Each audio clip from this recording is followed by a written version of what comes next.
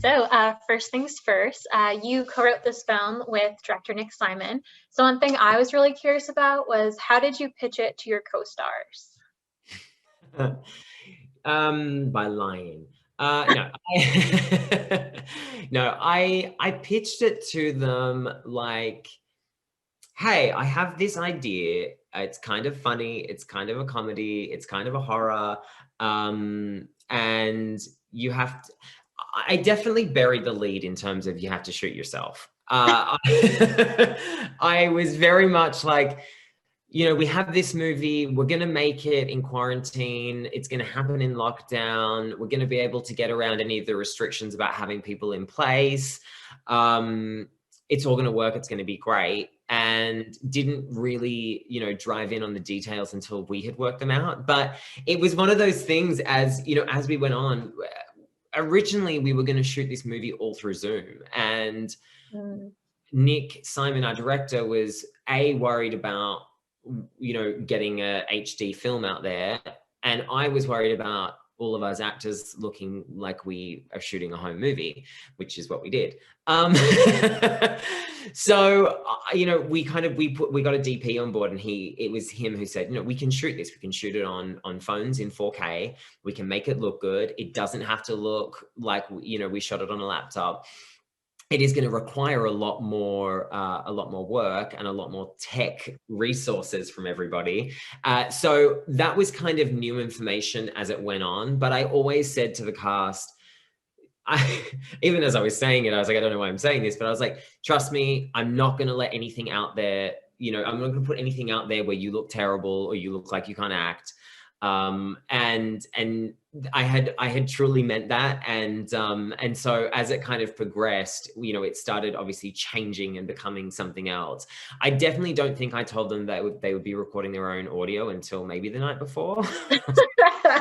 By the way, see that sound machine? That is to record your audio, and you have to mic yourself, and you have to, cut and upload that footage. Thank you. That's a huge endeavor in itself, just like doing your wardrobe, makeup, sound, shooting it. Like I know there was definitely a lot of people consulting at the same time, but there's so much like in the hands of other people and in your hands. So what was the most surprising thing about the production process? Captioning and subtitling was a whole mission unto itself that I had no idea about.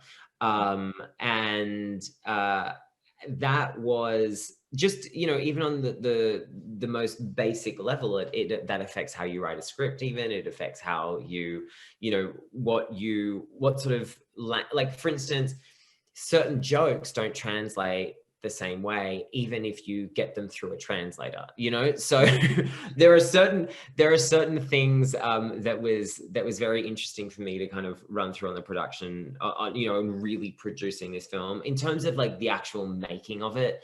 I think that actors are a lot more aware than anyone on a set gives them credit for.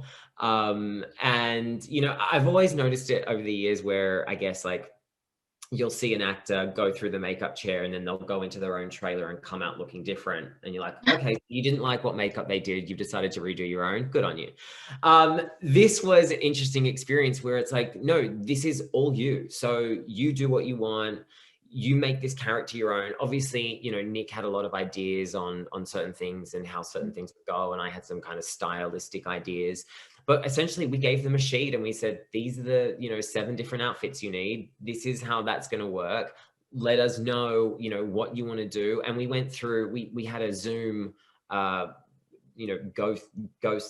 Zoom, what do you call tech day. We had a Zoom tech day where we went through everyone's houses and, looked at the spaces they had, looked how we could light it, look what clothes they had, how their hair and makeup was going to be. We had a hair and makeup person who oversaw everything and advised on everything and dropped pallets off to everybody's houses and made sure continuity was correct and all that sort of stuff. So it wasn't, the kids weren't 100% allowed to run and play with scissors. It was done under heavy supervision, but it's crazy how, what people can bring to the table when you give them freedom to do so. Of all the characters in this film, you play Declan, who's kind of like to me feels like this like Evan Peters like wannabe who's like not really into acting but wants all the fame. Of all the characters, why did you pick that one to portray? I love that. I love the Evan Peters thing. Uh, right. Okay. So really, when we were coming up with the prototype for each character, I knew that I wanted them to be a Rat Pack bunch of people, and I definitely knew that there were a couple of personalities that I had always wanted to write. There's the Kelly character, who is an amalgamation of like 4 different actresses I've worked with, I think, over the years, or friends that I've had. And I just was like, it's so specifically a person in my head. Mm. When it came to Declan, I knew there had to be that character. I didn't want it to be me because it was very close to characters I've played in the past. But I was also like, if I'm going to do this and I'm going to wear 20 different hats and I'm going to try and do a ton of different things, I should try and keep it in a wheelhouse that I know. Speaking of just the way this film like shows actors, I imagine that to other actors watching it, it'll be very cathartic because it kind of reminds people, which I don't think a lot of people know outside of like the entertainment industry, that like actors are on contracts, like it's contract-based work. So like it's super fun, but also like super high risk. So I love the movie explored that. So what was one of the things around that concept that you're like, I'm really proud of how we tackled like this? I think that I'm proud of the fact that we have taken the veil down a little bit, in the way that we live in such a social media obsessed, coveting, jealous world of looking at other people and thinking that they have absolutely everything. Yeah. And I think in just a very, very small way, people will get to look behind the curtain a little bit and see that actors have all the same problems everybody else has. They need to pay their rent, they need a job, people either like them or they don't like them. And so I think that was one of the things that I just from on top of let's make a movie that's funny and scary and entertain people and do all those cool things. I think on another level, I was like, it makes me laugh and it makes me look at actors a little bit differently, knowing that, yeah, they might be there on Instagram and taking a great photo and having 1 million people like it, but then they have to hang up that call and then they have to go put a wig on and put a funny voice on and shoot themselves in their bathroom pretending to be slammed by an imaginary ghost. This is no matter who you are in the industry, it's like, these are still things that people have to do. You have to put tapes down and do auditions or chemistry reads or whatever it is. And it is always as fantastical and crazy as pretty much what we did in the movie. And this movie is distributed directly to fans, and then later it's going to be sold for video on demand. What's something that you hope people will take away from watching you all choose that distribution method? Because it's really radical. I think it's pretty cool. Thanks. Things no, sideways.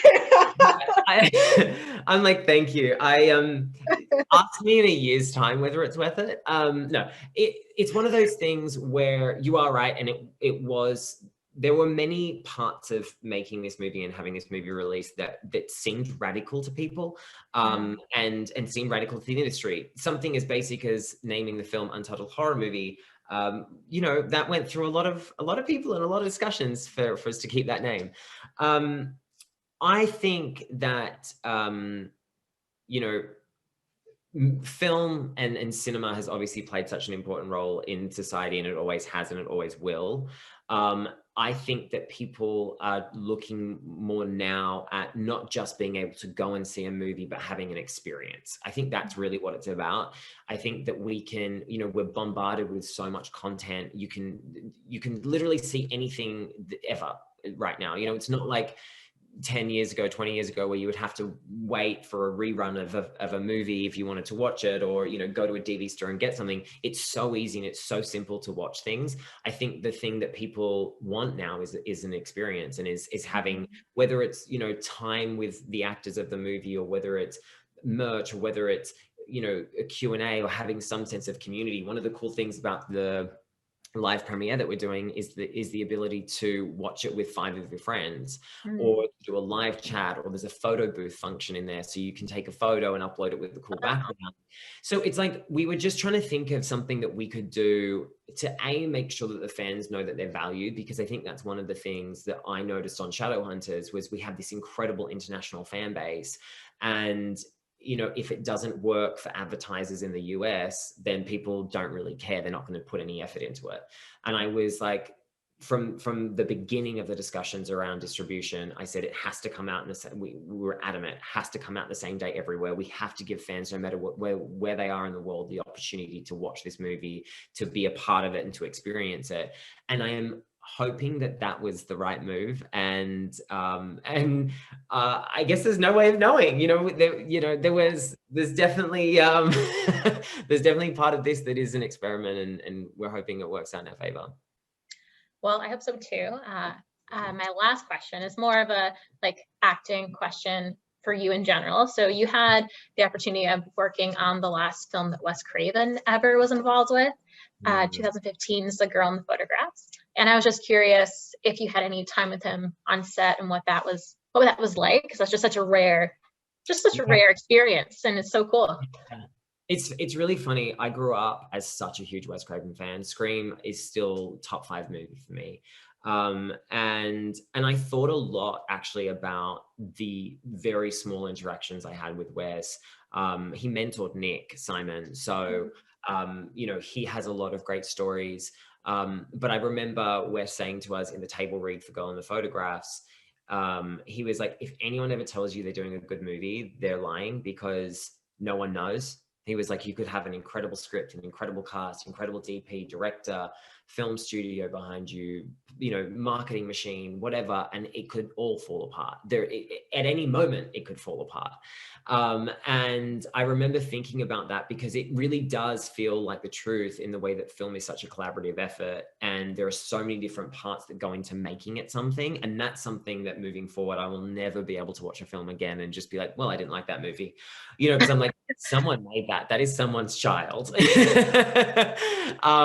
But going back to Wes, he had a really wonderful comedic sense of horror, which I don't feel like. I feel like there are so few people who can strike that balance, and I really wanted to kind of bring that fun side of horror back a little bit, and just it's something that should be taken so seriously all the time. It's something that is self-aware and humorous, and I know that Nick has, having been a long time collaborator of his, I know that he is really proud, I think, of what he did in that way.